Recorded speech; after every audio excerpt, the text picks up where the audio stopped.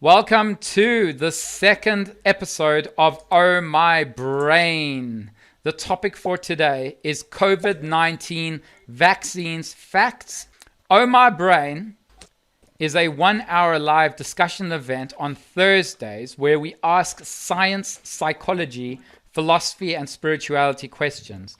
We then go around the virtual table a maximum of 2 minutes each to share our thoughts, answers, and ideas. And the goal is to learn and expand both our thinking and speaking skills. Can you get COVID-19 from the vaccines? And let's start with LaRube.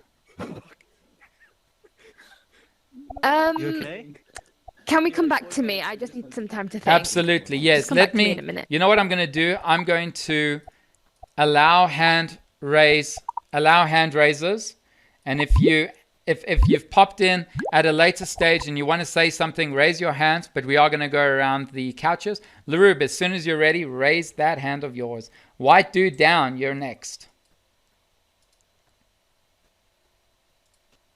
It can be a simple yes or no, or you can elaborate. It's entirely up to you. If you like, just unmute. I have unmuted you. I don't know, for some reason it's stuck. Hold on a second. Okay, there. Just try now. Okay. Yeah. How's That's that? it. Better? Yeah. Yes. I would we can hear say you. I don't know, but I would assume not. All right. Cool. Let's go to Ryan. Just give us some time to give you guys the megaphones and then accept it.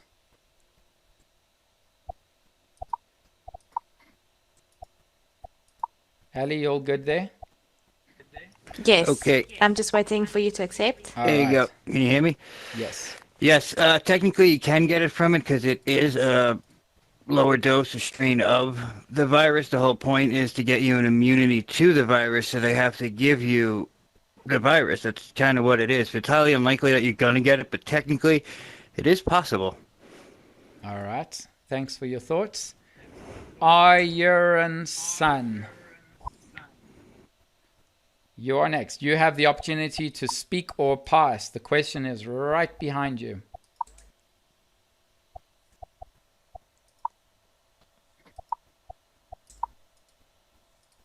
Would you like to speak or pass, Iron Sun? No? All right. Let's move to Rico Suave. Oh, yes. You want to speak, Arion Sun? Sorry, it took me a while to figure out how to do that. I think no, you can't, even though there is, it's developed from the virus itself. There usually so that you cannot actually get the actual virus from the vaccine, even though you can get antibodies made from it. All right. Awesome. Let's go to Rico Suave 23. Oh, great. How's everybody doing today? Tonight Doing or this evening? good. Happy Doing New good. Christmas Eve Hi, all or good. Thank you for right asking. on. Right on. I'm enjoying the conversation. I'll get it moving along. That's a great question. Can you get COVID-19 from the vaccines? To tell you the truth, I'm no biochemist. I'm not educated enough to know what the vaccine can and cannot do. But if it's something that's similar to almost every other plague that's kind of entered any human body, it's certainly you can get it. I'm pretty certain that's a fact. Even if you get vaccinated, think about the flu or the common flu.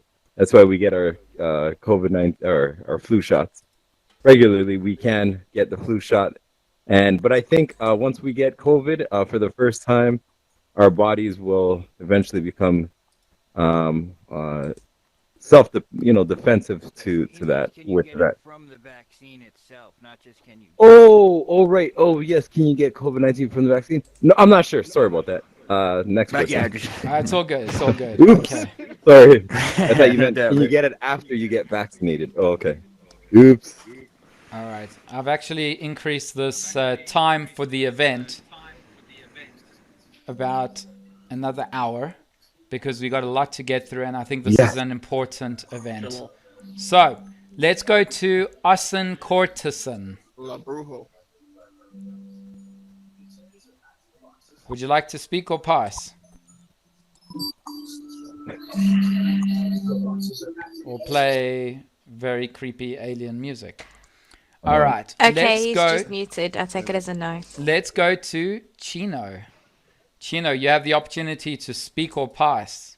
Question is right behind you. Yes.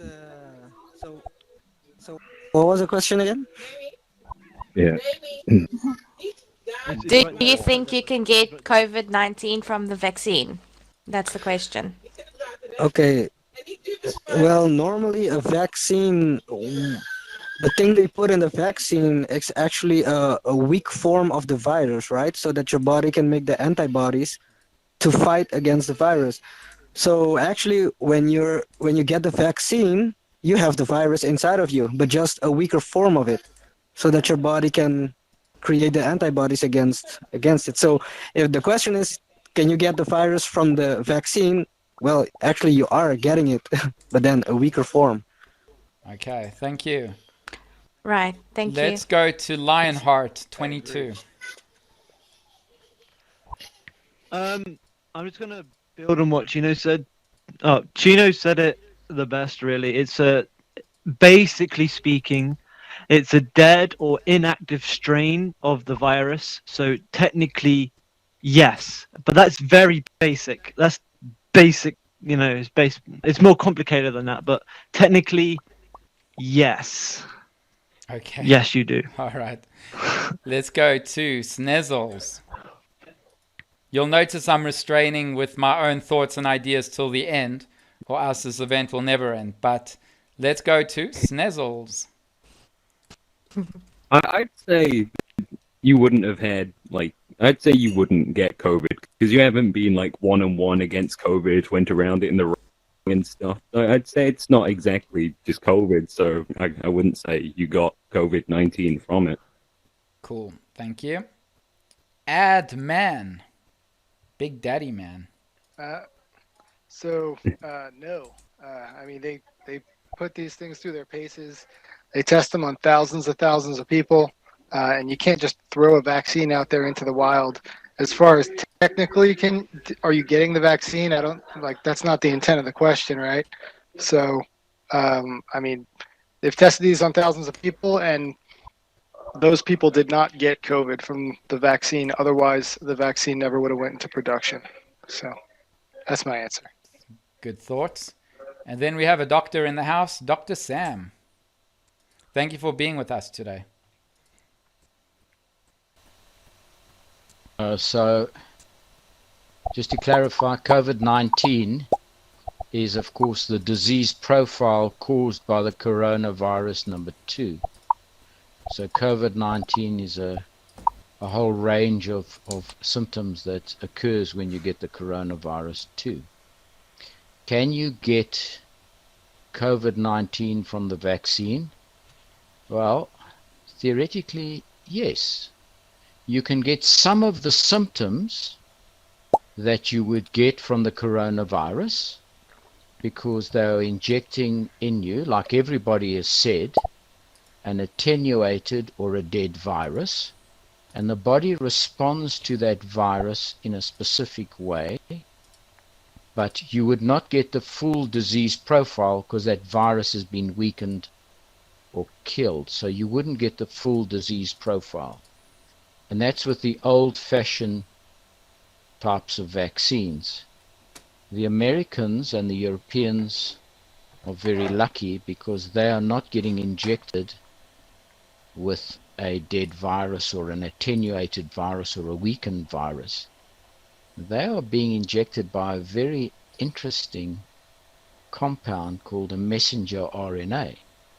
That messenger RNA has been designed to enter your body, go into your cells, go into the mitochondria, and instruct the mitochondria to produce a portion of the coronavirus. And then your body builds antibodies to that portion of the coronavirus. So everybody has been partially correct, and quite interesting, the amount of knowledge people have about the virus, which is very reassuring. The big concern, of course, is that we now have some mutations, and the question is, will the vaccines that have been produced to date act against the variant? We believe it will, but we're not 100% sure. Okay. So the answer is no, you cannot get the coronavirus, but you can get a number of symptoms which are similar to the disease which is called COVID-19. Great. Thanks, Timon. Thanks, Dr. Sam. Let's go to Mike Z. Hey, yeah, so you're probably more likely to get COVID-19 from a South African than a vaccine, let's be honest. And that's a little joke just because I can hear the accents, so my apologies. That's I actually work in... There's three of us, so you said the same no, thing. it's all right. Yeah, I know, I could tell. I actually work in public health. Just, if you could wear a mask. Yeah. Okay. Let's go sit closer. Increase your risks. We'll come close to you, Mark. No, so in all honesty, I actually work in public health in London. So, yeah, like your end point, no, you cannot get it because it is a new type of way of dealing with vaccines. People get confused about the old way of doing it, which dates back to the smallpox, which is when people experimented with almost like microdosing of a virus or a smallpox in that case, and that's how people learned to do, which is something that goes back to like Byzantine Empire, and it was practiced in West Africa before it was practiced in the West and the US.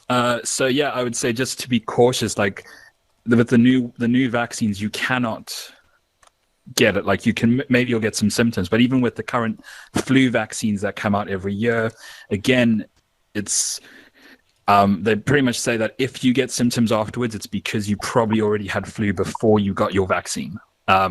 You were probably already in the stages, so you got your vaccine too late. So yeah, just get the injections, folks. Awesome. Thanks, Mark. Get jabbed. Let's go to LaRue, Sorry. All right. who wanted some time to speak. LaRue.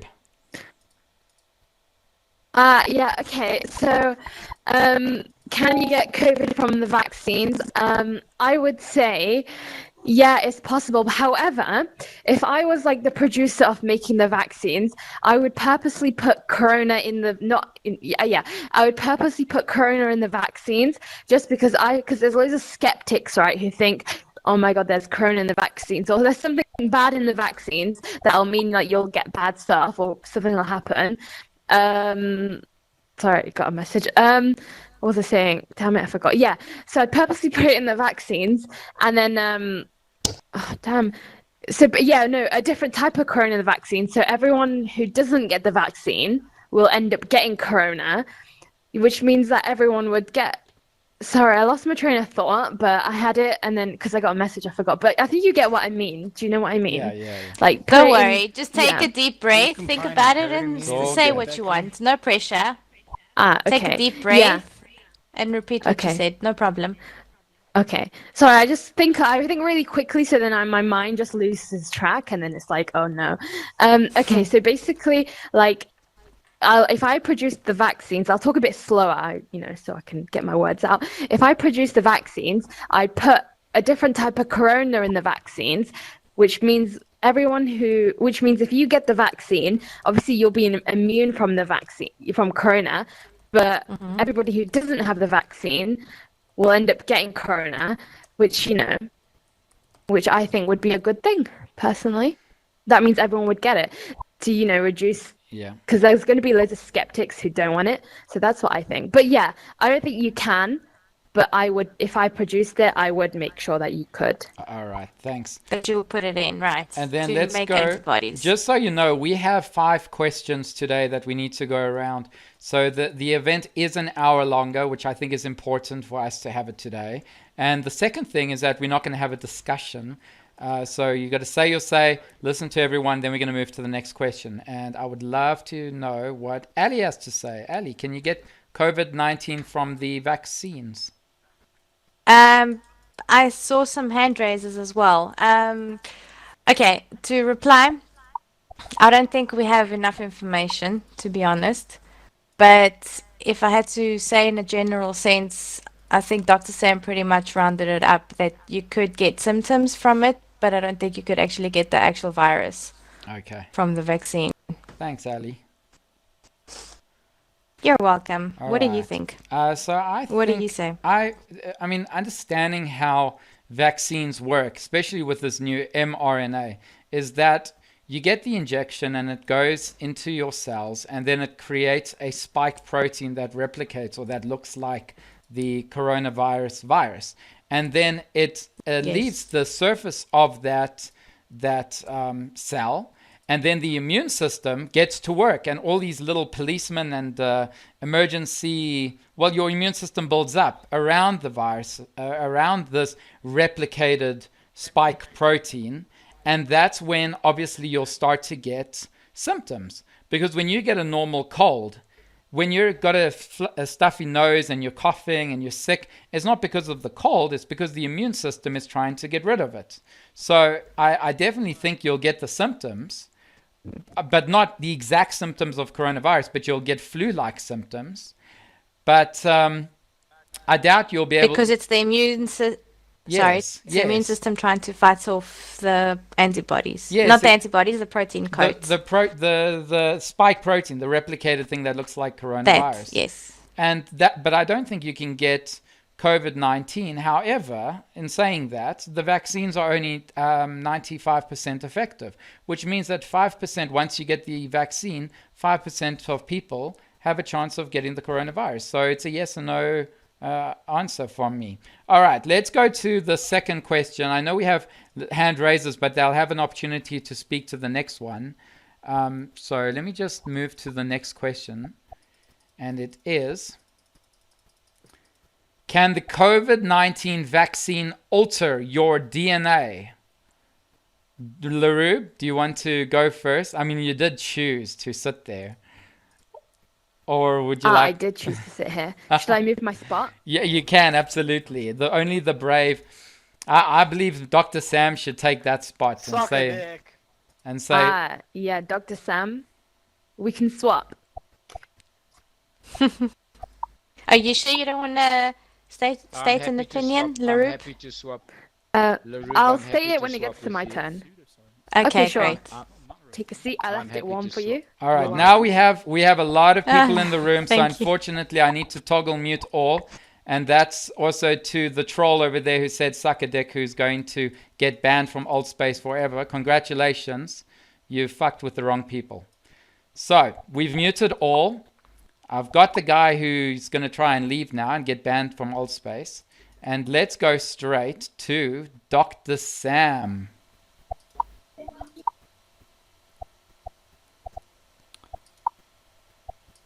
I'll help you, Dr. Sam.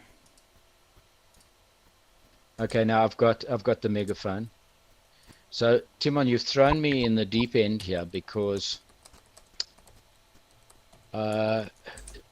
we don't know. I must be honest, we don't know. I just want to clarify. There are two types of vaccines. The vaccine that Mike Z spoke about, which the first world countries have got. That vaccine is not a virus. That vaccine is a molecule very similar to DNA, but it's a single strand, and we call it mRNA, and it gives instructions to the cell to produce whatever is in that instruction recipe. So from what we know from the vaccine that is going to be used by the developing countries, which is the United States and Europe, which is a messenger RNA, what we know is that it does not go anywhere near your DNA. It doesn't even approach your DNA, and we don't believe for 1 second it can alter your DNA. We also know that this mRNA has a very short lifespan in your body, and they inject it in within a few days, it's been destroyed and it's gone. So the answer is no, but we don't know long term because we've never used this type of vaccine before. Okay, so Okay. if you want my educated opinion, the answer is no. All right. Thank you. White dude down. You will be given the megaphone. I would like to. I think I have it. Yes. I would like to say that I agree with everything that he just said, and that also I told him to say that before the show. Thank you. All right. Now we know. Pretty much sums it up. It's funny. Yeah, I have no idea about that. I'm sure he is right, but I thought I heard somewhere, it's probably in a movie or something, that the way to affect DNA would be with a virus. I'm not saying that the coronavirus does now, but if they wanted to change your DNA, wouldn't they try to get into it through a virus? Like, isn't that like, I don't know where I got that from. You can move on. Yeah. Thank you very much. Chino. Sorry, did you have something to add? No, actually, no. That's a short answer. Okay. Okay, so Thanks, you Chino. don't. Okay. Then we have Norway Dylan. Is that what it says? The F is in the way.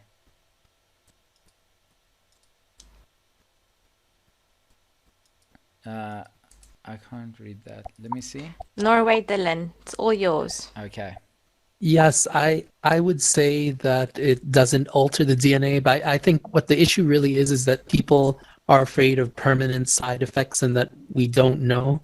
The truth is that we don't have a choice because in order to get to herd immunity, we have to have a certain amount of the population that's immunized. And, we really need to get our lives and society going back to normal because this could eventually mutate into something much worse. But that's my opinion. Yeah, that's true. Pessimistic, but also realistic. Let's go to DJ AK0007. D-Jack. D-Jack. Yes, no 007. comment. Yeah, no comment on that because it's an unknown for me. All right. Yeah, Ali and I are both checking. Who's next? Brit Bear. Yes, that's correct. Megaphone's yours. Just waiting for you to accept. Oh, confirm. Hello. Hi. Yeah, I don't know too much about. Hi. I don't know much about DNA structure and what changes DNA. I know that DNA changes all the time, but I don't think that's a concern for me. And I think the people that ask the questions, does it alter your DNA, probably don't know that much about DNA in the first place. So I think that's just sort of a fear-mongering kind of question. Like people Google for 2 seconds and then they're like, oh my God, the vaccine's going to alter my DNA. Like the fact of the matter is vaccines work. And they have for a while, and they've saved a lot of lives, and that's what we're worried about. So I trust the scientists, I trust science, I trust the researchers and the people that have been working tirelessly in the lab. And are there going to be mistakes? Will there be side effects? I'm sure there'll be side effects, as in most things, but I'd rather become immune with a few side effects than actually catch COVID and spread it to other people and possibly kill people. And I think you had mentioned that the previous gentleman's view was pessimistic but realistic. I think it's a realist view. I think that's just how things are right now. So I don't know the answer to that question, but I would venture to say no. All right, that awesome. probably does not alter your DNA. Thanks, Brit Bear. Let's go to Rico Suave 23.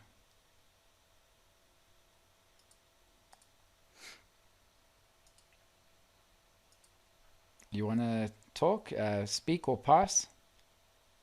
Yeah. Oh, do I have the mic? Yeah, you got Great. the mic. Yeah. Oh, just here earlier. So right on. I already introduced myself and saying hi to everybody. So yeah, just going on. I'm just gonna just derail off of what Brittany said, or sorry, I guess sorry, Britt Bear said. I completely agree with that statement, and that was very thorough. Not to disagree with anybody else, this statement or their personal opinions on DNA structures. With the RNA, what Dr. Sam said, that is really what essentially what it's about is knowing your facts, getting just from previous studies with a lot of other vaccinations, from polio all the way to tetanus. Everything has always had never a change in DNA. I don't see that. And a lot of scientists, a lot of biochemists that are really working thoroughly on these vaccinations are probably not like going to do anything to disrupt any kind of DNA structure. That's almost a very difficult thing for a corporation, if that's what people are afraid of, to do without getting caught or without having to do that. Then you go to governments and then higher powers like that, and that's all privatized. That's all good and said and done. But when you come down to it, as Britt said, you have the heart of the people. You have the well-being of your government has well-being in mind when it's a pandemic, and I'm pretty certain it's gonna be safe enough, enough to continue this. Like I said, the flu is almost a very similar strand to it, and they just identified a new strand of COVID in England, and it's a strand that's perhaps is it problematic? Who knows? But it's better to be vaccinated and than not, right? Especially for the elderly and the ones that have underlying condition. All right, we lost you there. Thanks, Rico Suave. Did he finish? Okay. Let's go to Lionheart. Being from England, yes, we do have a new strand. Apparently, it's more contagious, but that is it. I was hoping the doctor could comment on. There was a scientific study published linking vaccines to autism. As far as I know, that was discredited, but I'm not entirely sure. Moving on to side effects. If it could cause some kind of effects on the line of autism, maybe that's something that someone could weigh up if it was. I'm not sure if it was a completely discredited study, if you could comment on that one. But that's what I have to say. I have told Dr. Sam that he can raise his hand whenever he wishes, and he'll answer when he can. Let's go to Snezzles.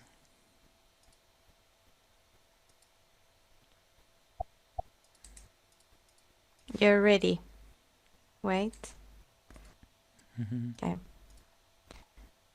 Would you like to pass? Okay, no, sorry. Oh, there we go. You ready? Because I didn't know nothing about this new COVID in England, so that's a sort of surprise, I guess, a Christmas birthday present. But to be honest, I don't have a clue if it's gonna alter my DNA or not. I didn't even pass my biology exam, but I guess what doesn't kill you makes you stronger. Yeah. All viruses, That's a thought. as far as I know, mutate. And so this coronavirus is not going anywhere anytime soon. Add man. Feel free to speak or pass.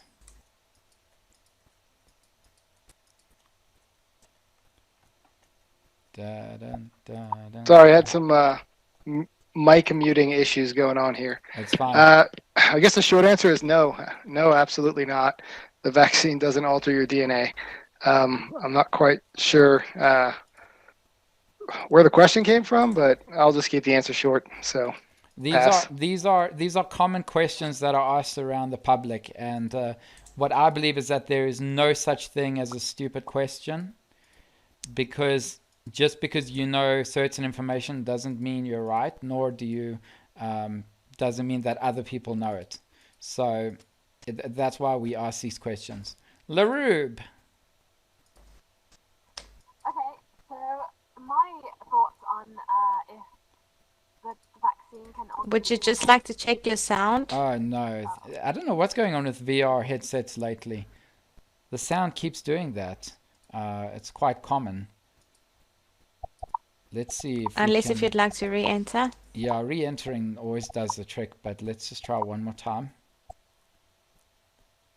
Larube? Is that better? That is better, There, actually, yes. much better. Ah, awesome. Okay, great. So I was saying, so my opinions on if the vaccines can alter your DNA is basically like I heard that apparently because like in the world like the economy's gone down and stuff. Basically what they're gonna do to the vaccines, this is not my opinion, this is what someone just told me, and I'm just telling you guys now. It's basically in the vaccines they're gonna put something which I don't know if it'll alter your DNA, because I think DNA is like something in your body, but it's going to do something to your body, which means you're going to have to pay for healthcare, and that's going to help them boost the economy, because you're going to spend money on healthcare, and you might need to buy other vaccines and stuff. But someone told me that apparently that's what they'll do, just so they can boost the economy. All right. So yeah, just Thanks, Larube. thought you'd know. Good information. Let's just go to Ali. Can the COVID-19 vaccine alter your DNA? To be honest, I don't think I have enough information to answer that. I have looked into it a little bit. I have seen doctors and researchers say yes, that it can. Others say no, that it can't. I don't think I have enough information to answer the question. I would have to agree with Dr. Sam at the moment, concerning maybe temporarily can't, maybe in the future it might be able to. We don't have enough information. I Right. can't say. Okay. Yeah, I also don't have enough information. What we do know is that this vaccine, this mRNA, gives us the instructions to build the protein in order to protect us and get the immune system. But it doesn't, apparently it just goes into the surface and doesn't even get to the DNA part of the body. That's what that's what we know so far. But I would like Dr. Sam to elaborate, as he has the megaphone. Dr. Sam. Timon, I'm not going to elaborate on whether it changes the DNA, because I think there is not any evidence to show that it does. There are certain things that do change the DNA, and I think everybody should be aware of it. Certain chemicals change your DNA. Definitely ultraviolet radiation does. So particularly people who are light-skinned, who live in the north of Europe, who are exposed to ultraviolet light, do get skin cancers, and that's because the DNA has been changed by ultraviolet light. There are certain chemicals that can change your DNA, so your DNA can be changed. Your DNA is not cast in stone, but the mRNA COVID vaccine is very unlikely to change your DNA. I wanted to just come back to what Larube said. She says that if she was producing vaccines, she would purposely put in the COVID virus into the vaccine. So, Larube, I want to tell you that scientists purposely put the COVID vaccine in the COVID virus, or the coronavirus, in the vaccine. That's how we produce vaccines. And that's how we've produced vaccines from smallpox, which the Chinese did 1,000 years ago, right up to present day, is we use the actual virus, either in a very small concentration or in a killed form, where we've killed the virus or destroyed certain parts of the virus and we inject it into you. The mRNA is a totally new invention. It's never been used in the world before. And as Timon says, it is an instruction to your body to produce a small segment of the coronavirus. So it's a totally new invention. We in the third world will never get it. We will only get, like you mentioned, we will get the coronavirus that has been killed, we will get that type of vaccine. We will not get the virus that the Americans and the Europeans are getting. Just coming back to the question of autism and vaccines. So in 1998, Dr. Wakefield, a pediatrician, wrote an extensive paper that he had correlated a number of his patients with vaccines and autism. Okay. After extensive research by other scientists, and they found that the entire experiment had been fabricated by Dr. Wakefield. And he had created this paper purely to get himself some academic accolades. So there is absolutely no tie-up between vaccinations and autism.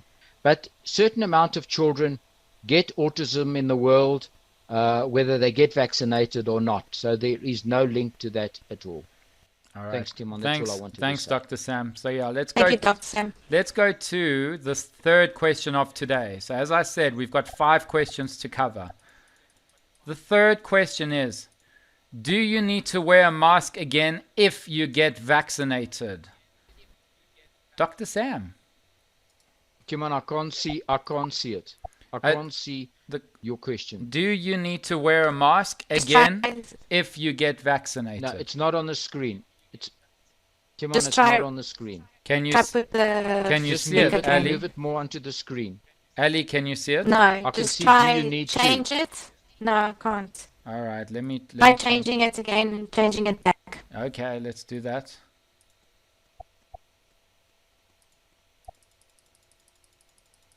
Tell me if you can see this. There. Yes, now perfect. it's fine. All right, thank you. There. Dr. Sam. Welcome to the Supersonic Boom and Booth. Welcome. Yeah, so the vaccination doesn't mean that you cannot get the coronavirus. Okay. You can still become infected with the coronavirus. What the vaccine does for you is it prepares your immune system, your initial immune system, which is your white cells or your T cells, and then your antibodies. But you can still be a vector and you can still secrete it. So you would be wearing the mask to protect the society and the people around you. So the answer from, as far as I'm concerned, yes, you do need to wear a mask if you're vaccinated. Now, somebody brought up the issue about herd immunity, which means that if 70% of the population have been vaccinated, or 70% of the population have had the coronavirus with severe symptoms, not mild symptoms, they would be immune. In that case, then no, you don't need to wear it. But until such time as 70% of the people have been vaccinated, or 70% of the people have had a severe COVID-19 condition, you need to wear a mask. Awesome. That's my answer. Thank you. Thank Timon. you. White Dude down. Feel free to speak or pass.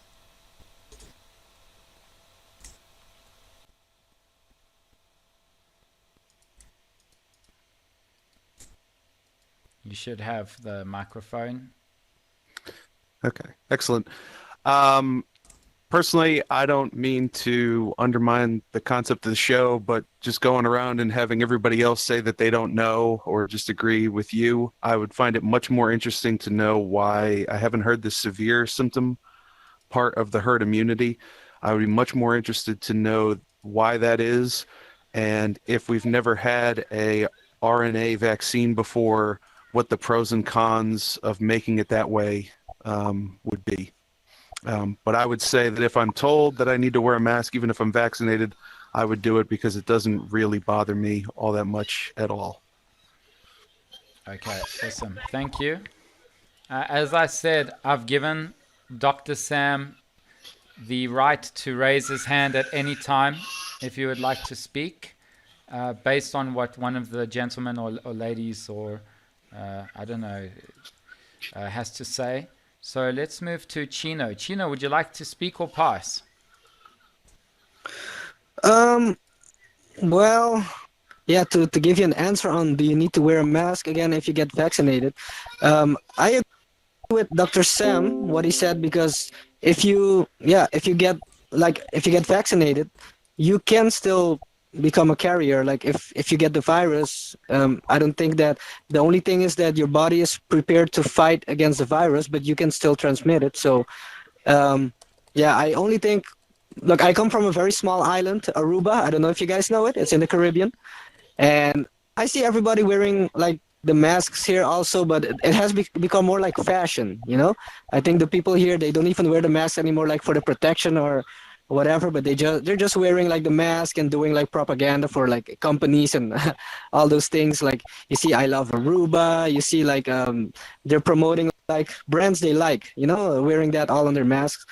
But yeah, looking at it scientifically, or like because of like due to health reasons, I really think we should keep on wearing our masks, because especially we want to protect our old ones, or the ones that don't have like a strong resistance, or how do you call it, like, you know, like their health, if they're weak. We Immune don't system. want to, yeah, we don't want them to catch the virus and, you know, like something bad happens to them, like even the worst thing that can happen, that they, you know, death. So yes, in my opinion, I think we do need to wear the mask, even if we get vaccinated. Cool. Thanks, Chino. Right. Thank All you right. very much. Next, we got Norway Dylan.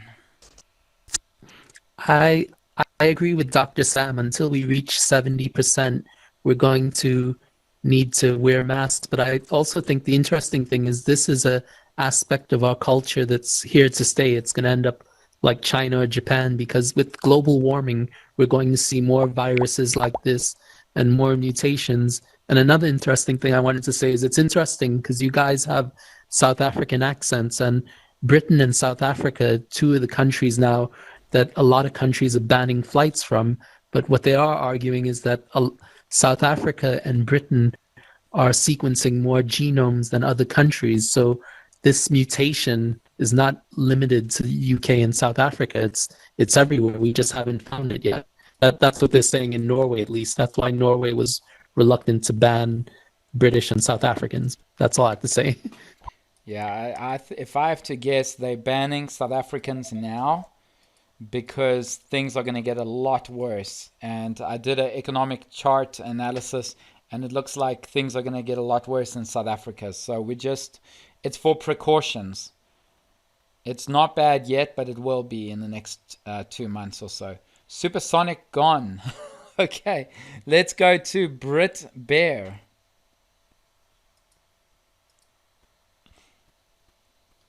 The megaphone will be yours shortly. Hello. Hello again. Hi. Okay. Not to criticize White Dude Down for his commentary, I think most of us in here don't know what we're talking about officially. I mean, unless some of us are going to school for this or have gone to school for this, we don't know what we're talking about. But we're interested and we have an open mind and we trust the scientists and the doctors. And I trust Dr. Sam and his educated perspective of the fact of the matter is there may be different strands of the virus. We don't know a lot about it. We're still in the beginning phases. And if you're vaccinated, there may be potential that you could catch another strand. There may be, we don't know. There's so much we don't know. And I believe it was Norway Dylan that said, this is probably going to become a more common occurrence. We have a lot of people in the world. We are overpopulated and we will continue to be overpopulated. And I think that's just a common thing that happens with overpopulation. We've had many viruses before, the Black Plague included, and many others that have killed millions and millions of people. And to be honest and fair, if we weren't such social creatures, as many people who have died would not have died. So I think it's, as White Dude Down said, it's not hard to wear a mask. It's not a big deal. I think I look forward to being vaccinated. I'm not worried about it. And if I have to wear a mask after that, that's fine. I look forward to being able to be social again. But do you need to wear a mask? Probably for a while. I think so. And that's just life is different now. It's just the way it is. So we have to accept it. And this may continue to happen, and masks may be a normal of the future. Who knows? So All right. we'll awesome. see. Thanks. While Rico Suave gets the megaphone, I don't want you to feel disheartened with stating your opinion of any discussion that we have, because at the end of the day, majority of the fields will not be yours when we are in a discussion.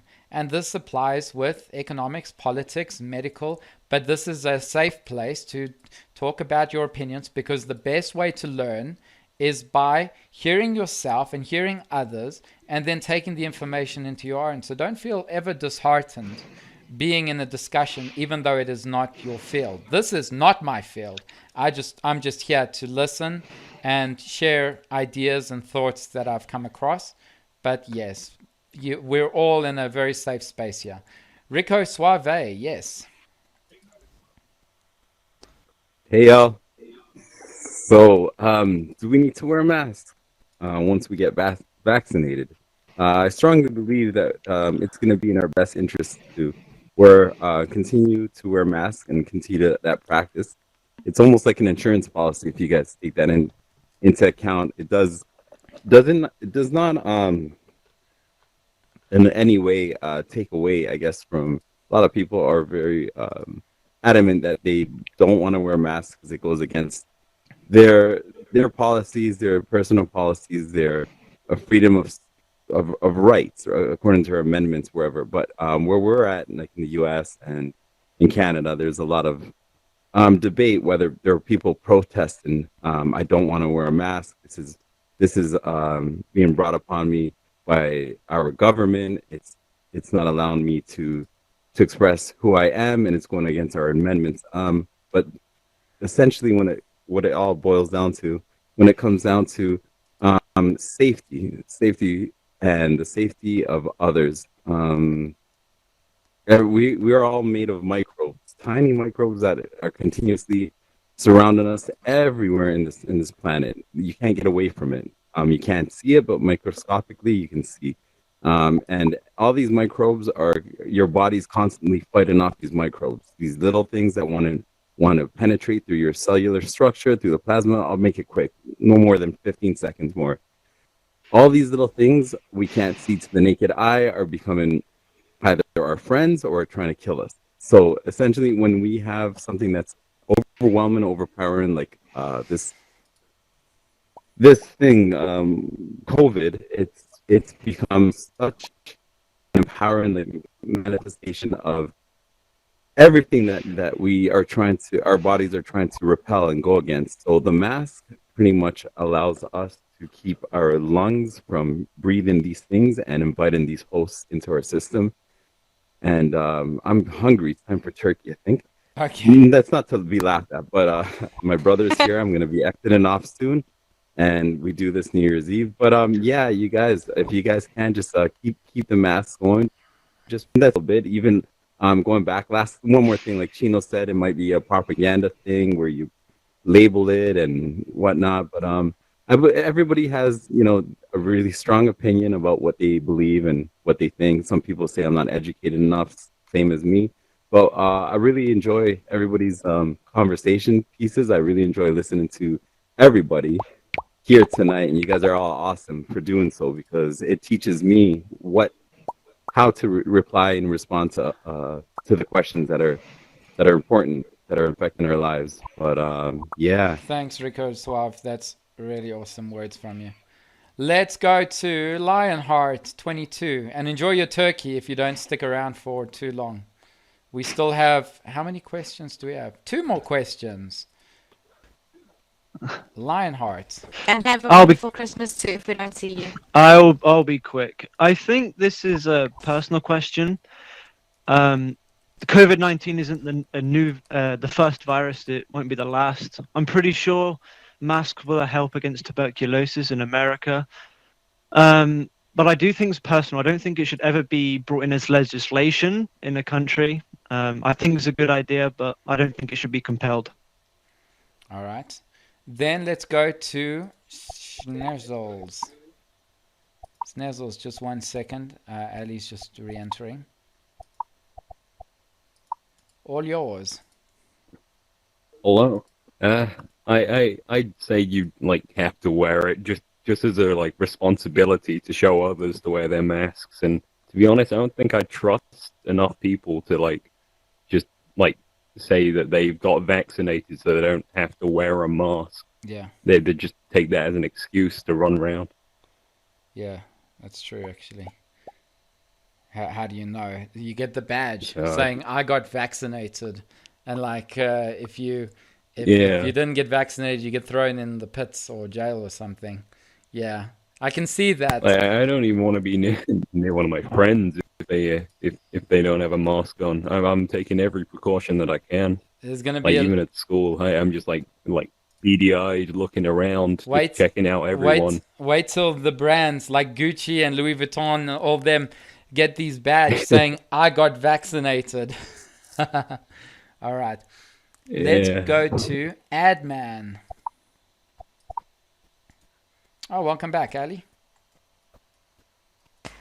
Good to be back. Sorry about that. Oh, good. Adman, the mic is yours.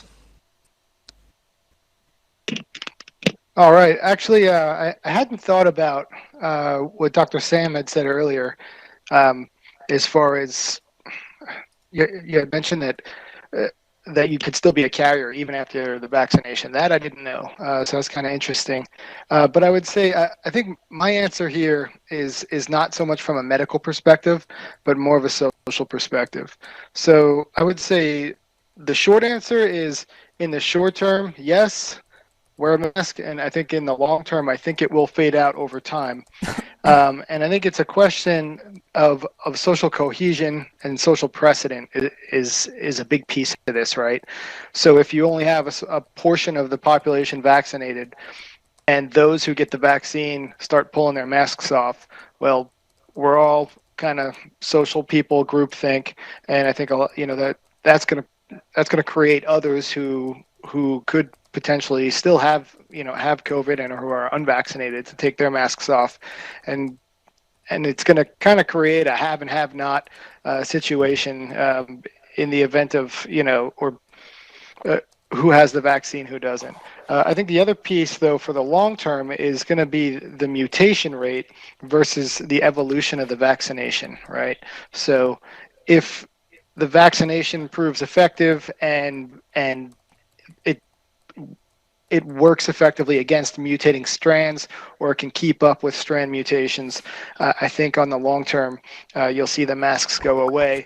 I think the R naught, when that drops below, to a safe number, that'll boil down.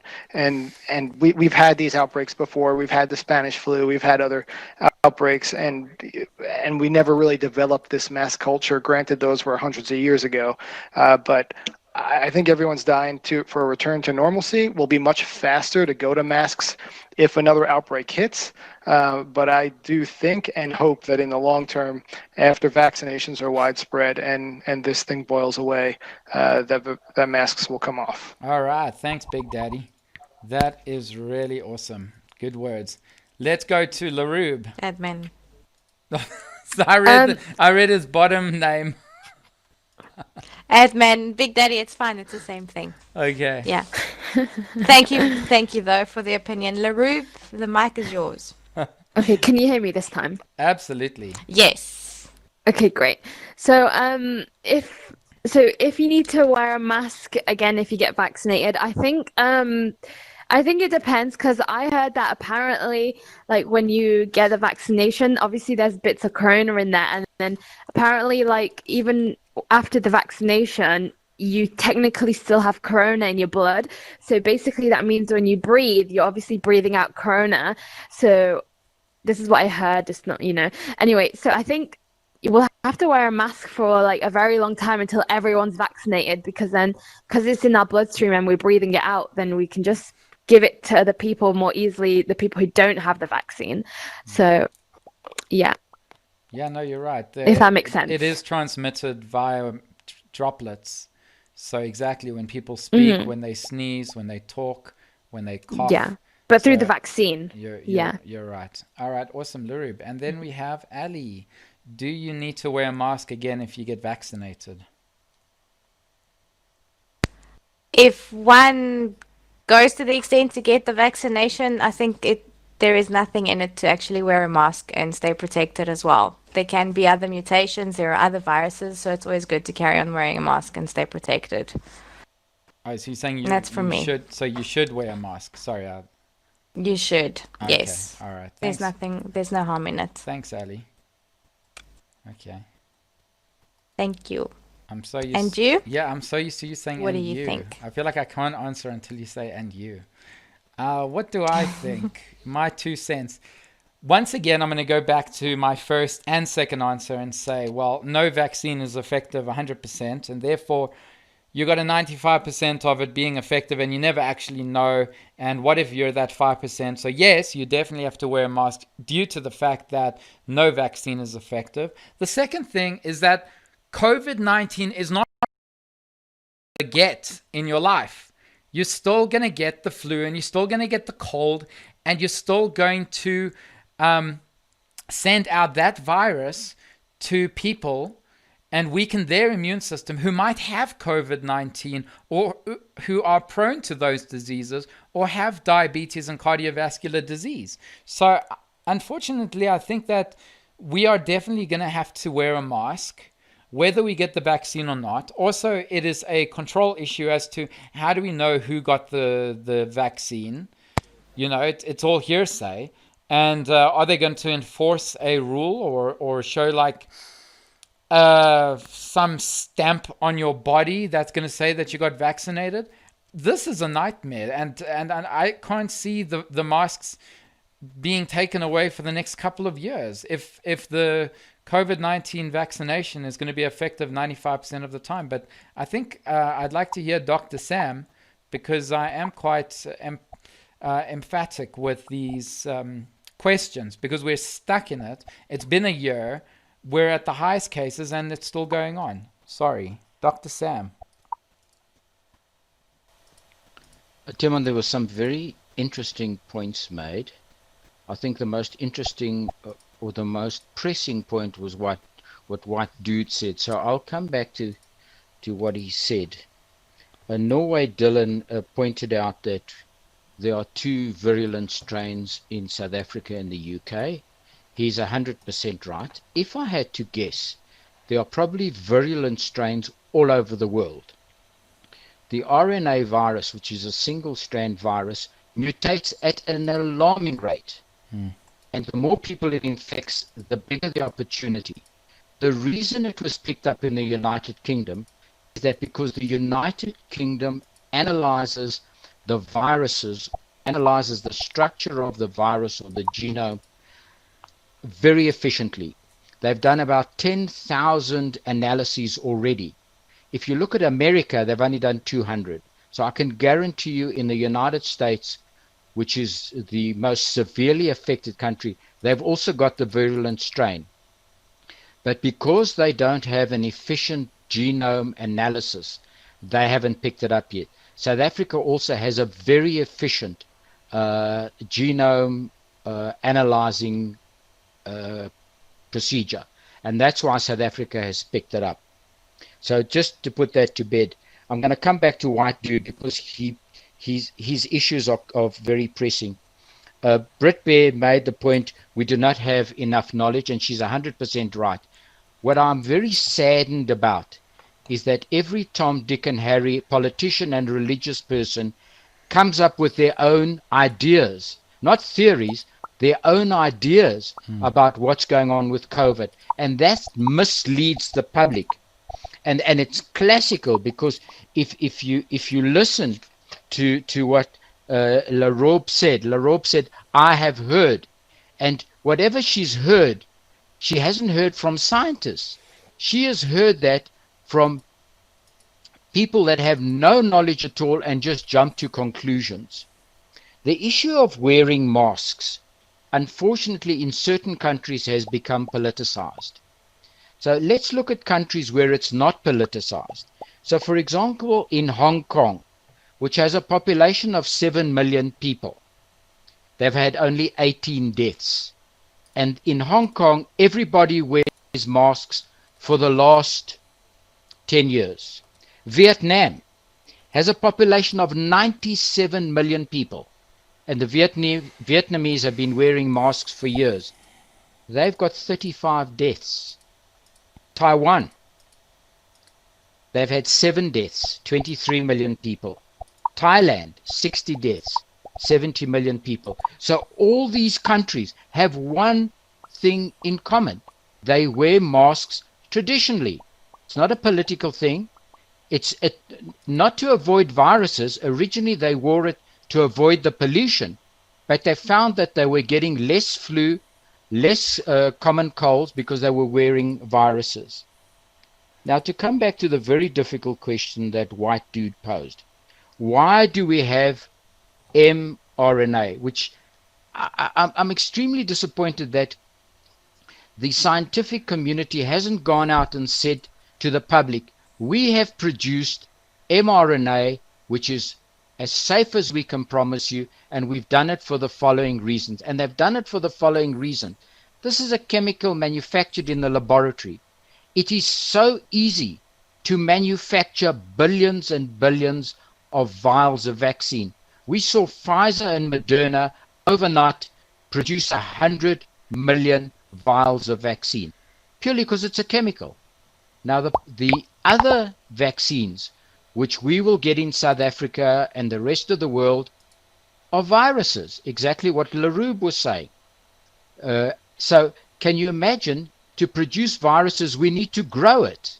We need to grow it on eggs. So people who are allergic to eggs cannot get this vaccine. It takes ages to grow the virus in eggs. And then we've got to attenuate it. We've got to deactivate it, which is another process. And then we've got to test that it's been deactivated. So it's much easier to produce the mRNA virus, and it's probably much cheaper. And that's the reason. The other thing white dude said is that, why are you immune if you get a severe infection? Now let's go back. The coronavirus is like the common cold.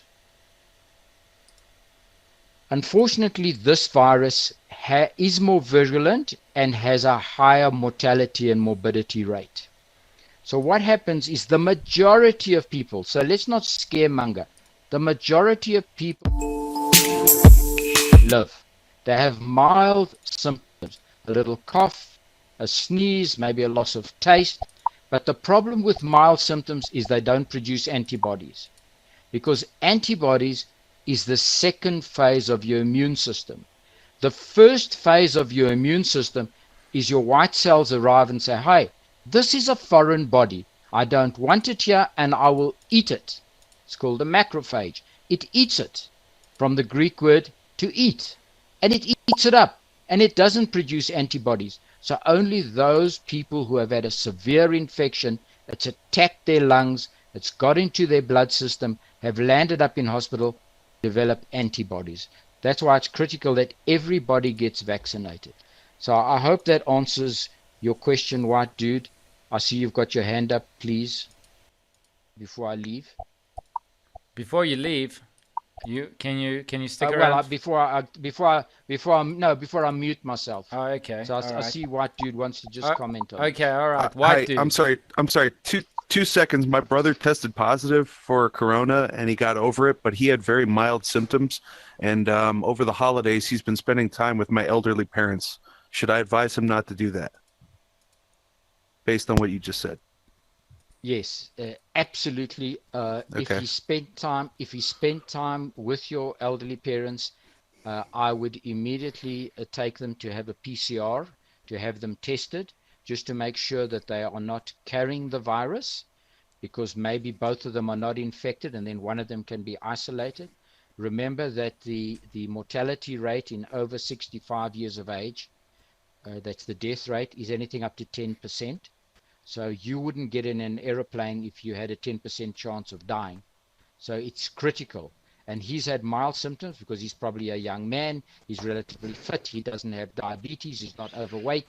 So he doesn't have any of what we call the comorbidities. not even a doubt in my mind, your parents should go and get tested. And he will probably not develop antibodies, and he should get the vaccine. All right. Thank you, Timon. Yeah, you can mute me. we do have only 2 more questions, but I do want to go to Soccer Qua, who raised his hand and hasn't spoken yet. So hello there. Welcome to Oh My Brain Hi. event discussion. Yeah, I've got a question. It's kind of a comment as well for Dr. Sam. So in his last answer, and I realized he's just talking perhaps informally to answer a question, but he said that the coronavirus is like the common flu. And my question is, how much importance is there to nomenclature? Because the word coronavirus means a type of virus, a virus that has spikes and that contains mRNA. So the coronavirus, that's the common flu, is HCOV-OC43 and 2 other variants. But the coronavirus we're facing now that's causing this pandemic is SARS-CoV-2. And it seems like a lot of people are really confused about the naming. They really don't understand that coronavirus doesn't mean the virus that's causing the pandemic. It means the type of virus that's causing the pandemic, and the actual virus is SARS-CoV-2. And I'm wondering if, Dr. Sam, you think there's importance that the general public really understands those terms and uses them correctly, or if there's just greater issues that are more important. Okay, thank you. Dr. Sam? So just to clarify, and that's a very good question, Soccer Quad, I never said that it is like the common flu, because the flu virus is a totally different virus. I said it's like the common cold. So remember that coronavirus has been with us for thousands of years, and there are 4 types of coronaviruses that infect human beings. There are a number of coronaviruses that infect animals, for example. But there are 4 coronaviruses, and the coronavirus causes the common cold. So the common cold is a little bit of fever, running nose, sore throat, and a bit of a cough. So all these viruses, the coronaviruses, are all very similar in structure. And that's why they're called corona, because they look like a crown, and they've got these little spikes on them. So the disease that you get from SARS-CoV-2 is called COVID-19. Okay, and COVID-19 has a specific set of symptoms and conditions caused by SARS-CoV-2, and it is a relatively mild disease if you don't have comorbidities. We know, if we look at the death statistics at the moment, the death statistics are probably 2.7% across the entire population, but the majority of deaths are occurring in people over the age of 65, those with diabetes, high blood pressure, and some other conditions. But we are seeing a certain amount of deaths in young people. And those deaths are caused by the way the coronavirus attacks the body. And the coronavirus does some strange things which common cold doesn't do. For example, it causes an immune response greater than it should. Greater than, and so people often die from this over autoimmune condition. It also causes an inflammation of the blood vessels called Kawasaki disease, and we've seen children dying from Kawasaki disease, and it attacks the blood vessels. We also know that it attacks the heart, and we also know that it does attack the brain. And the reason it does this is that it has a specific receptor that attaches onto our cells, which we call the ACE2 receptor. And everybody has ACE2 receptors, some people more than others, and it's on every part of the cell. Now, this new variant that has come out seems to have refined the way it attaches to the ACE2 receptor. which means that it attaches much stronger, it holds the cell much easier, and can climb into the body. But what you're saying is correct. SARS-CoV-2 causes COVID-19.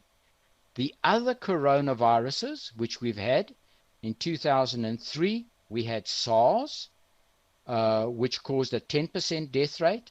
And in 2013, we had MERS, Middle Eastern Respiratory Syndrome, which caused a 35% death rate.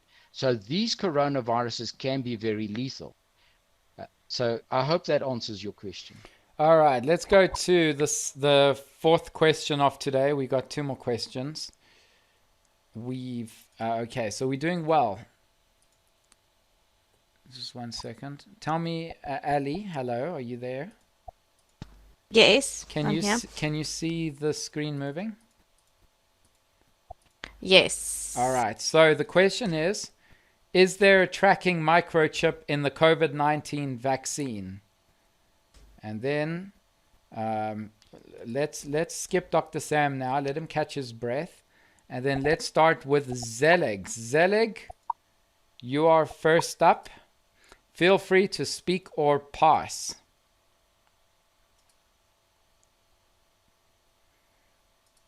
Shortly.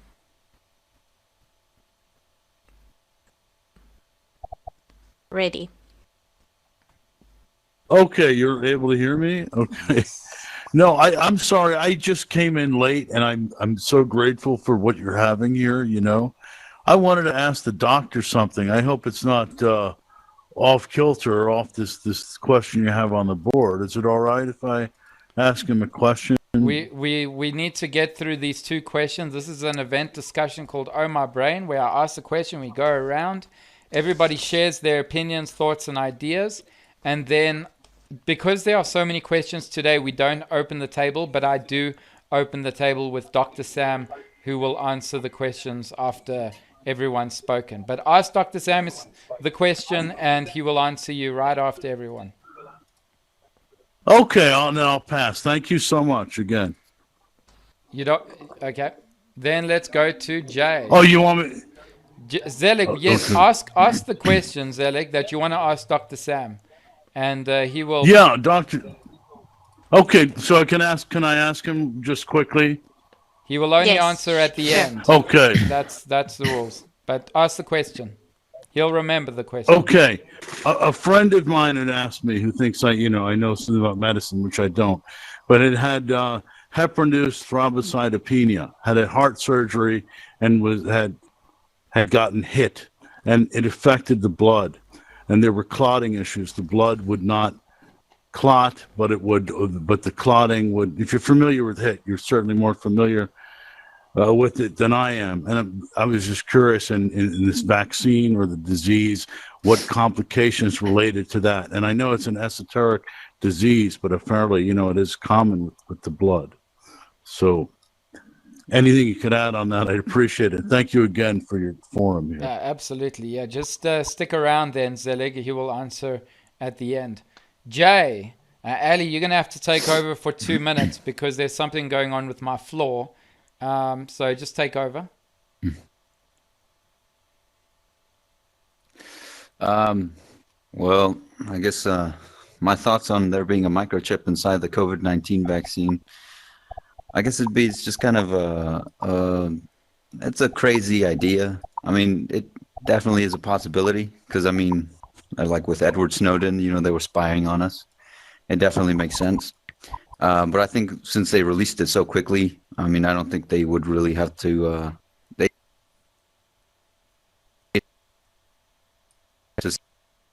Hold on. But yeah, that's my opinion on it. Right. Thank you. Brit Bay. 1 second.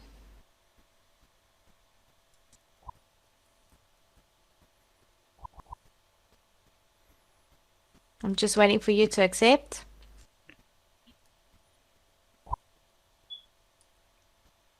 Yeah, hi. Sorry. Hi.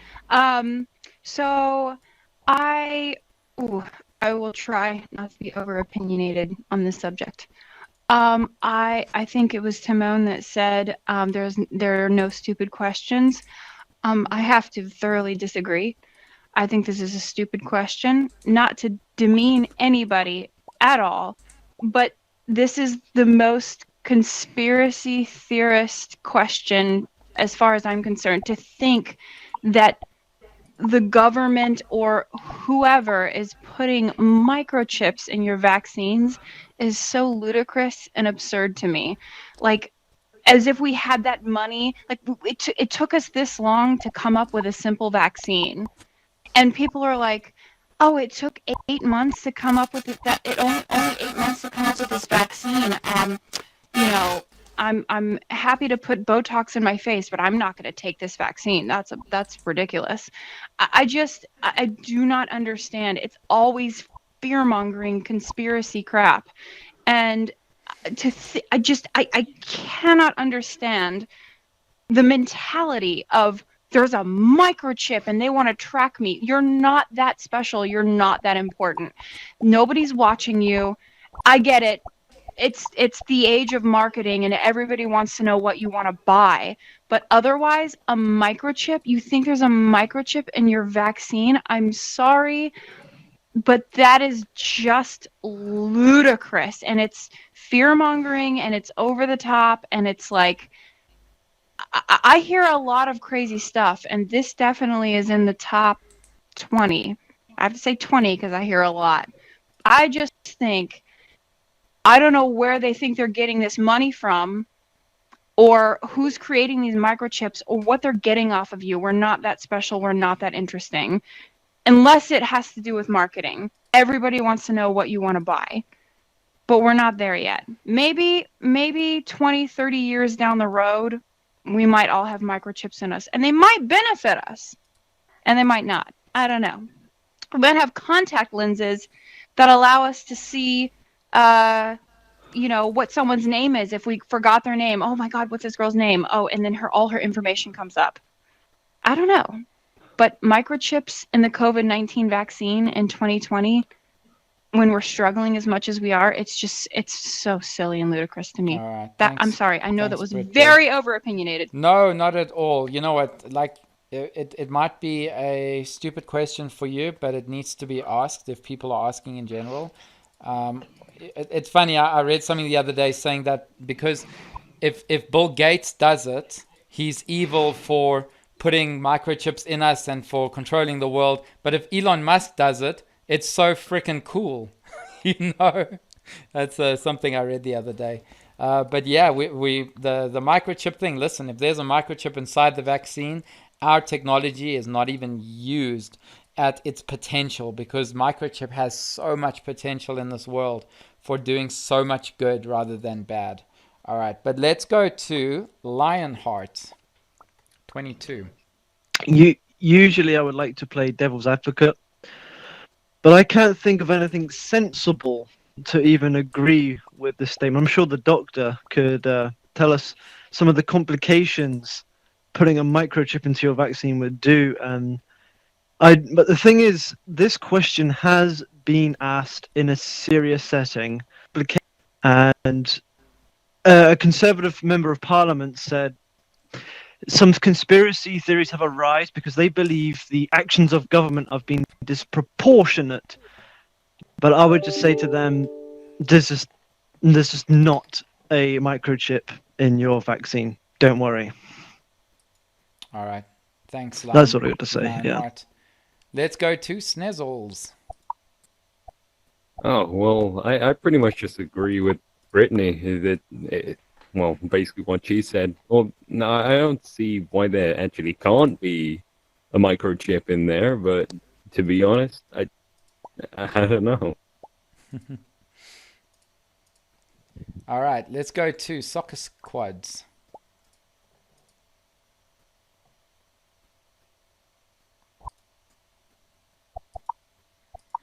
Yeah, so looking up microchips on YouTube, the biggest one I could ever find is one that is the size of a grain of rice. So Right. are they going to put a grain of rice in a vaccine, and is it going to go through a needle? No, it's not. If you take the one I found, this was a video on an employee, or an employer or employees opting to get microchips in their hands so that they could use the RFD signal on their door to go in and out their building without having to remember a badge.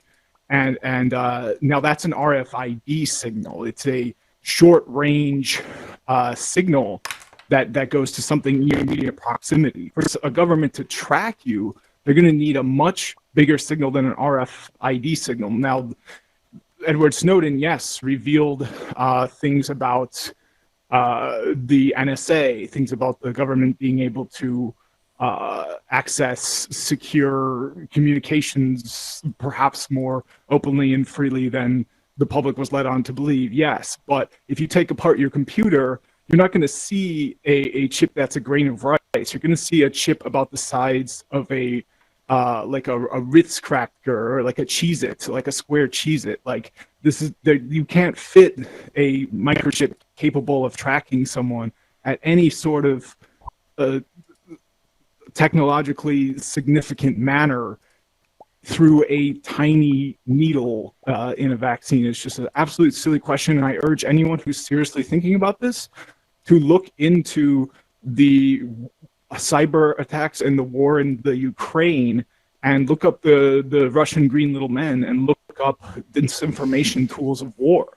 Because in my mind, this is teetering on a modern warfare technique to try to disrupt the population and cause death and cause destruction. You get people to not believe in vaccines, guess what happens? Disease spreads, people die, people don't get vaccinated. That's what happens. So this, to me, is a tool of war. And I urge everyone to look into disinformation campaigns and specifically attacks on the Ukraine. They actually have nightly TV shows where they go and they debunk misinformation used to try to misinform the public so that the public just makes bad decisions and ends up destroying themselves. Instead of having to roll a tank in, you just have everyone not get vaccinated. That's a much easier and better strategy to win a war. So, all right, cool. Thanks, Soccer Quads. I just don't think the nanotechnology is there unless they're not telling us. But with the technology we know, it's impossible for it to go into the vaccine.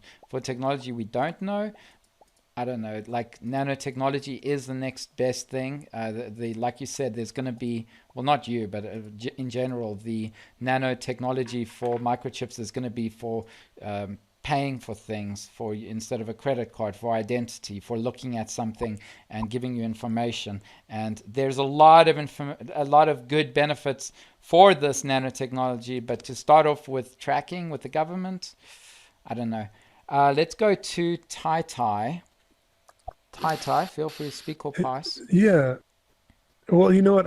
I typically would have felt that I would have a lot to add to this, but I think on the first hand, I have to agree that it blows my mind, and it's really hard not to laugh that anyone would take this seriously. I'm going to have to just basically ditto everything that Soccer Quaz just said, because all of that was incredibly thoughtful and intelligent and accurate. Because it's, and then, kind of riffing off what you were saying, that there isn't, well, that one, we don't have the technology for it to exist, for this to be a thing. Two, it fits more into the kind of idea of paranoia of, people, paranoia is far more common than any kind of technology that's actually going to or needs to track people. But I agree with you also that the true threat here is the disinformation that is leading to people's increasing paranoia around these kind of things, which is being, I think, largely precipitated by the Russian people, Russian governments, etc. So yes, I don't have anything to say. It was great. I agree with everything you said. Awesome. Yeah, I love the science aspect to that question. I love answering it on the science aspect of things, because it asks, can we even do it yet? Because then we're talking about things that will be eventually injected into us to kill cancer cells, to kill fat cells, to kill cholesterol. It's just so many things. We should even have a discussion on this. Ali, I think we should have a discussion on this. Dr. Sam, I want to go to you. because you haven't had a chance to speak yet, believe it or not. So now let's hear it from the doctor himself. Round of applause, round of Timon, emojis. yeah, I don't think I could be more eloquent than Brit Bear was. I mean, this is the ultimate conspiracy theory. And I think we need to understand that the anti-vaxxers, for whatever reason, and there's a massive movement of anti-vaxxers, will find any reason to discredit vaccines, despite what vaccines have done over the last 70 years, have eradicated major diseases, smallpox, polio, measles, diphtheria. I mean, I can carry on ad nauseum. The benefit it's done to some of the mild side effects, which is so insignificant. Dr. So Sam? the conspiracy theories. Yeah. Can I just rebuttal with you and say that everybody who received the first smallpox vaccine in 1798 has died. Does that make you think? Yes, of course, because they died of old age. But we'll move on from that, Timon. So okay. So the question is, where did the anti-vaxxers find this? So, of course, we do use nanotechnology in vaccines. We do use aluminium hydroxide in very low quantities. And the reason we use nanotechnology, the aluminium hydroxide as an adjuvant, is because that's how we present the virus to the immune system. So what they've done is they said nanotechnology equates to robots or microchips which are going to control us. So unadulterated garbage, but they've used it to promote their own cause. The one question that was asked, which I'll just touch on, and I'm not sure if he's still here. Zelik, he's right here. Zelik, yeah. He asked about thrombocytopenia, which unfortunately is a bleeding condition.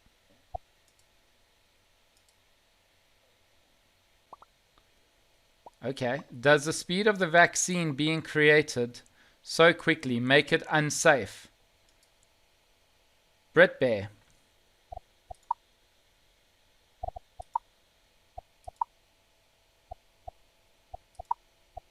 Brit Bear.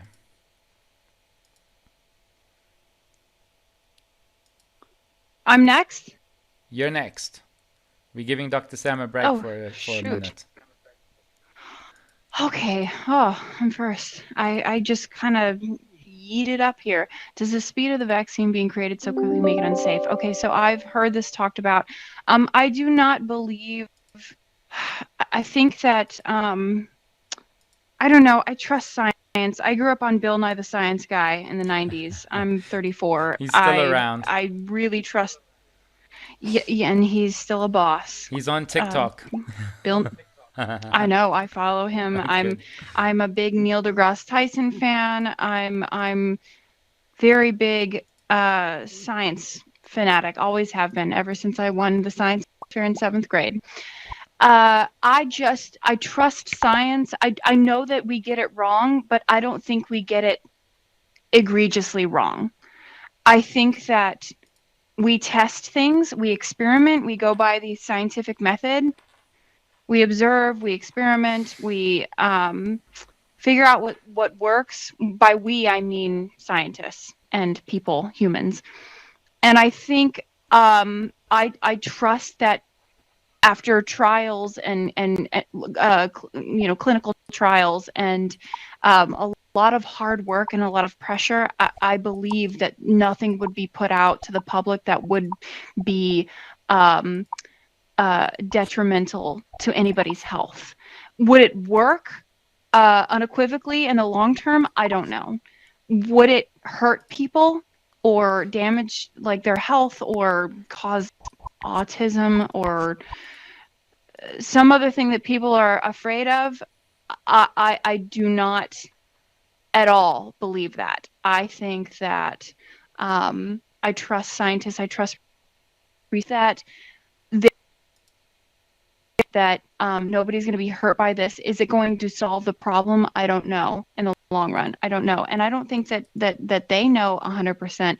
But I would feel 100% safe getting the vaccine, even though it's been created within a 8, 7, 6 month period. Right. And I think there's a lot of other things I worry about than that. And I know many people. I live in Germany. I'm an American living in Germany, and I'm very happy and willing and excited to get it. And so are a lot of people I know. We all trust the scientists and people who have put this vaccine together. That was very long-winded. I apologize. I'm done. That's all right. Well, you got to agree that science is one of the only topics in the world where they admit that they're wrong, but they're working on it. Other topics, religion, all of that, they're never wrong. But science, they're wrong, but they work on it.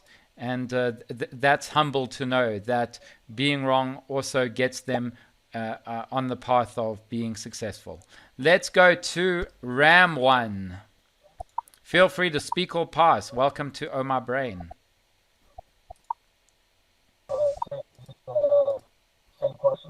Yeah, that sounds not good. Let me mute and then unmute you. Let's try this again. Yeah, the question's behind you. Let's try this one more time, otherwise you'll need to re-enter. We'll let you know now. Can you hear me better? Not really. Can you re-enter? We'll get straight back to you, Ram1. Beguli, you're next. Okay. So I haven't been here before, so I didn't. I guess I just answered the question. Yeah, exactly. That's it. It's the Oh My Brain discussion. Okay. So from what I've seen, it sounds like the scientists kind of understood how the virus worked pretty much from the beginning. It was just a matter of creating something that would kill it. So I think the speed kind of reflects the science that was already in place. So I don't think politics or any kind of biases really had anything to do with it. So I'm when my time comes, I'll take it. All right. So awesome. I think I'm confident that it's safe. Let's go to Lionheart. I would say for the mainstream vaccines that are coming out now, yes, they're safe. They've gone through the medical trials. They've been given the okay by the right bodies. But there was, I may be wrong, the first vaccine, I think it was in Russia, but they didn't pass 3 trials. It was called forgive my pronunciation, the Sputnik, and they released that for use before they completed the stage 3 trials. But the ones from England and America, as far as I'm aware, have passed all the appropriate tests, and I think they're okay. Awesome. Thank you, Lionheart. Snezzles. I wouldn't have thought so. That's all I really got to say.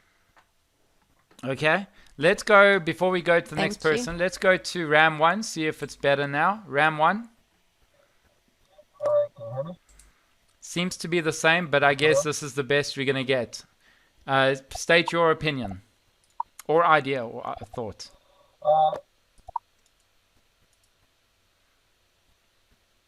Oh, I can't hear anything. Ali, let's give him the megaphone. Yeah, let me try one more time. All right, there we go, Ram1. All right, is it better? Much better. There we go. All right.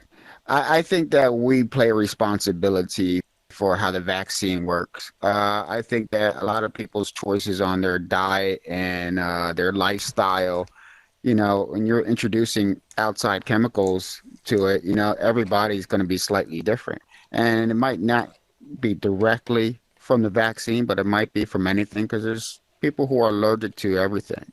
And I noticed when I changed my lifestyle, my eating habits, from processed foods to fresh foods, that my allergies for tons of things have went down. And I did take the vaccine last week because I'm a first responder. and I didn't have any issues with it, and neither did anyone else in my department. And I just think that, there's some people who will get sick, but it's I think that it more needs to be looked upon the individual person, um, because I think that we ignore that portion, just figure that, oh, it's the vaccine's fault, where that person might be sedentary, not not exercising regularly, maybe a smoker, maybe a drinker, and maybe too much sugar in the diet, taking other kind of meds. So I think that a lot of times we have to be careful in how we look at each thing. Very nice. Thank you, Ramon. All Thank right, you. let's go to Hassan.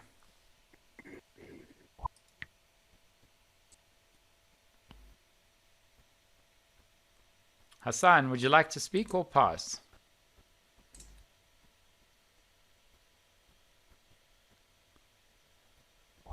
It's up to you. All right, we can move Can you on. hear me It now? looks. Oh, there we go. Yes, it looks like you're talking. Yes. I think the standard procedure, I learned a little bit on the internet. I'm not a specialist. Standard procedure takes a little bit between 5 and 10 years to create a new vaccine, and they try to apply the scientific method and to look at the 2 years, the 5 years effect of the vaccine. Probably there is some vaccines that have side effects starting from 3 years or more. But this new procedure, this is why there is a new approved, they called approved for emergency use, not approved, just approved for emergency use here in Europe. I don't know in America how it's defined. So my question to the doctor, because I know the new vaccine is a little bit there is two new vaccines that are very new, very with the new method, not based on deactivated virus, but created cells or just creating small spikes to fake the virus and produce the antigens or something like that. So my question is, did they produce on the product, final product of the vaccine is only those cells that activate the antigen, or they put other stuff in it that can create a side effect or something like that? So All right. for me, to answer the questions, we cannot tell. We cannot tell yet. Yeah. All right, Hassan, stick around and Dr. Sam will answer after everyone's had their say. Soccer quads. Yeah, so I have a few thoughts on this. First of all, I must say I do get where these questions are coming from. I get why people are afraid to take a vaccine. I get why people think they're being lied to. We had weapons of mass destruction. It's just going to go from 10 cases to 0 cases overnight. It's just going to magically go away. We are lied to by people we're supposed to trust. And there's all kinds of accounts throughout history of really horrible things happening because of exploitation and because of not providing informed consent. So where these are coming from, I understand why somebody would be afraid of it, but I don't think it's a concern that this particular vaccine, the Pfizer and the Moderna ones, were created so quickly. And the reason is because they passed the clinical trials. There's a really good series on YouTube called MedCram, and it's a Dr. Roger Schwelt. He'll actually go and explain to you what the clinical trials are, what they had to pass, all that sort of thing, really get into the details. So the science is there. Like 8 months may seem really fast, but there's actually something called the Carlson curve. Biotech and so kind of the science behind creating this vaccine is going through a Moore's law style progression, the same way computers were. I mean, think of what computer you had even in 2010, and then let alone 1995. So biotech is going down a similar path. So if they would have said it's going to take 4 or 5 years, and it comes out in a year, well, that just might be because it's progressing so fast. They might not have even thought to consider that. Hey, it could happen a lot faster just because of all the advancements that are being made. So I get where people are coming from to be skeptical of something like this, but I think the science is progressing so fast, just like computers and technology, that 8 months is actually a reasonable time period to have an effective vaccine. Right. Thanks, Soccer Quads. Let's go to Adman.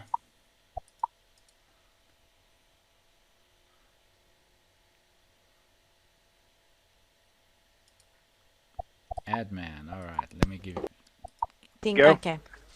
Yeah, sorry, I had to get past the talking stick here, but good question. And I guess I would say, I mean, you either trust in the scientific process or you don't, right? And for one, I've done a little bit of reading on what's gone into this. I'm with the soccer quads over here. I do trust in the process. I think it's gone through its paces, and there's one thing about America is if you screw this up, then any profits you hope to gain are going to be vastly lost in lawsuits and in legal cases. And so I would say I think it's easy for the rumor mill to spread, even especially because people don't really trust in our government and our terrible president right now. But he doesn't really have any influence in the process to create vaccines. So if we're a capitalist society, if Pfizer wanted to or Moderna wanted to put out a faulty product, they stand to lose way too much. The process is what it is, and the vaccines have to be proven to be effective before they're released for public use. Is there the possibility that something could have been missed? Well, there's always that possibility, but I think the possibility of saving lives with a vaccine that's released in a timely fashion far outweighs the riskiness of what's already gone through a tested trial of thousands and thousands of people. So I don't think it's been created I guess at a pace in which it would be unsafe, because it still has to go through all those gates to develop it in a safe way. So that's all I got. Cool. Thank you. And then let's go to, I'll take this one, Ali. Tai. Thank you. Cool. Yeah, I generally agree with what's been said. I know that I think it's disconcerting for people because of the speed, because we are used to things going at a moderated pace that we believe gives it the necessary stopgaps that would stop the process from becoming something dangerous. But I think we've come such a long way since the original vaccine, which was smallpox, which itself was just, it was as most things happen, a mistake in the sense that they realized that the cow wounds had a chemical in them that was able to cure smallpox, but turned out it was also extremely dangerous. I think 15 in a million people would die from taking smallpox, and I think there's a lot of fear that has come up from that. But we've come such a long way. Like, people have no idea how much we've advanced since the first vaccine, whenever it was, I think it was in the late 1800s or mid 1800s when it first came about. Back then, we believed the cell was just a very simple structure, and now there's so much. We've come such a long way in our understanding of the complexities involved here. For example, our ability to create what we've done using mRNA technology for the first time to manifest we're not doing a typical virus. Basically, we're training cells to it's different than typical antiviral, as I understand it, we are teaching the cells to recreate the proteins that are the elements that connect to cells to be able to invade them, so that they can teach the T cells how to destroy them, how to find them and destroy them.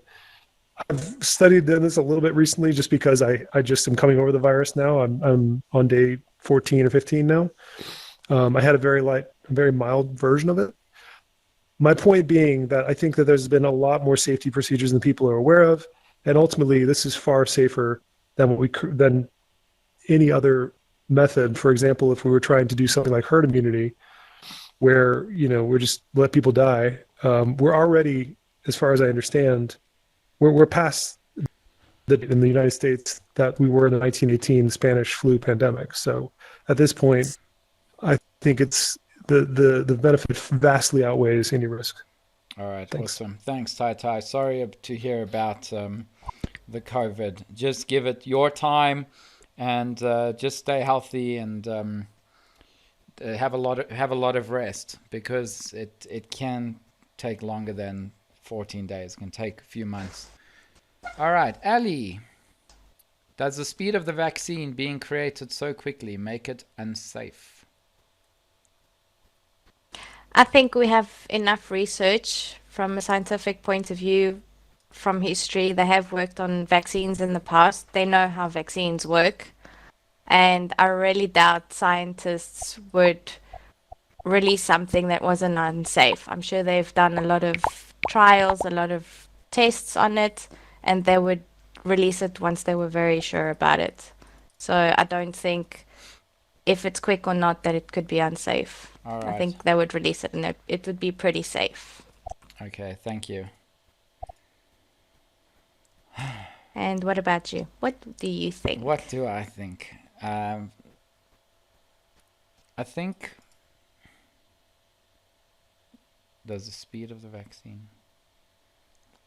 I don't really have a say in this. What I can say is that, on an organizational point of view, is that there are so many companies right now which it's in its best interest to not make it unsafe.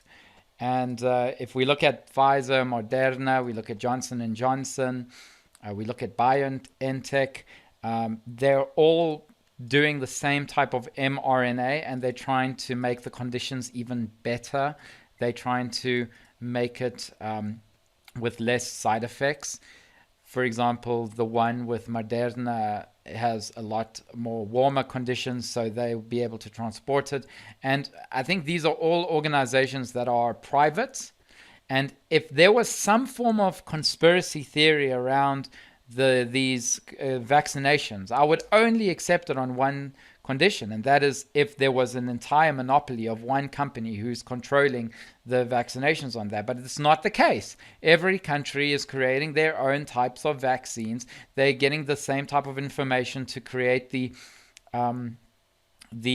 spike protein, the mRNA, to give the instructions to create the spike protein to build the immune system to kill it all, and then they're trying to better it with each one. So I think that the speed of the vaccine over the last 8 months or 9 months, and having the world all globalized within one to work on one issue, is phenomenal. And I know Elon Musk used to say that, he used to say, so guys, what are your 6-month projections or 6-month targets? And then he would listen to them. And then he would say, all right, you're not going to do this in 6 months. You're doing this in 6 weeks, and go.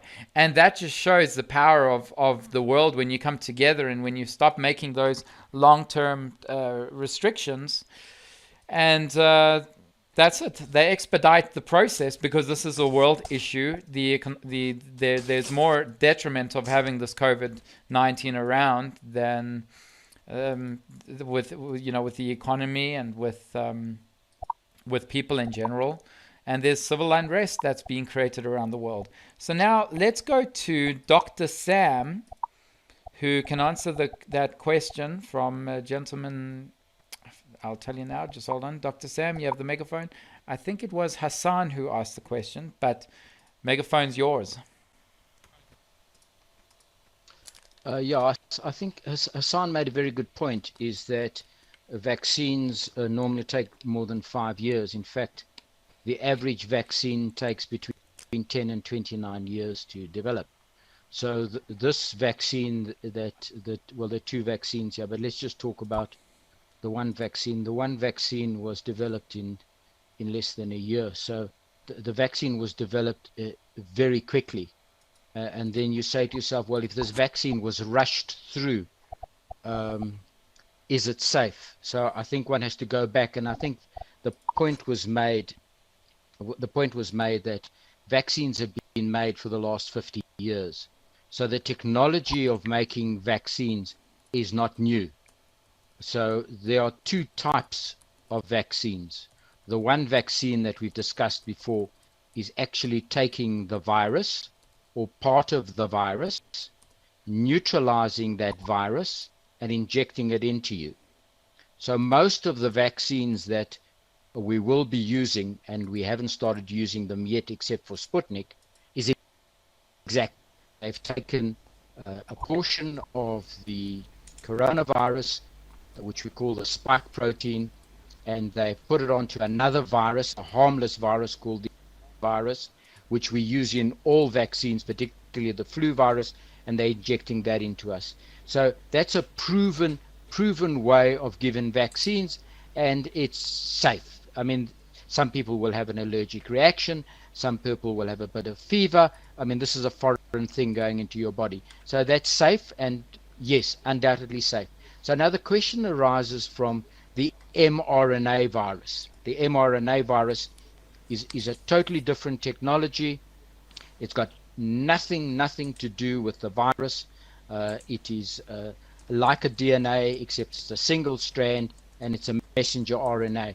And I think, as very adequately pointed out by Admin and Tai, that this mRNA goes into your cell, and it instructs your cell to produce an antigen which resembles the little spike on the coronavirus. And when it produces that antigen and it is spat out of the cell, your white cells see it, grab it as a foreign body, and start producing antibodies. So the question, was the mRNA produced very quickly? Because it was produced in less than a year. So the answer is yes, it was produced very quickly. But if you go back, that mRNA technology has probably been going almost a decade, and it was originally designed to fight cancer, not to fight viruses. So the technology is very well known. It's been tested on animals in first stage. It's gone through a second and third stage. So all these vaccines, at least anything between 50 and 70,000 people were tested before it was released. And Hassan made the point, it hasn't been authorized. It has been authorized for emergency because they weighed the benefit. The benefit of this, that vaccine is far less detrimental than the actual COVID virus. Far less. So therefore, this is a risk taken that if there are any side effects, it's probably better to have the vaccine than get the COVID and risk the chance of dying. So I believe it's safe. All right, thanks, Both Dr. of them, Sam. the attenuated virus and the mRNA, I believe that they are safe. All right. So we're going to go to the final question, even Thank you, though Dr. we Sam. are past the time. Thank you, everybody, for being here. We do have one more question. And remember, to get reminders about this event, which you never know what topic it's going to be, go to VR Digital Citizens on Facebook, Instagram, and go to Oh My Brain page on Facebook so that you can get reminded about these events. You never know what you're going to be getting.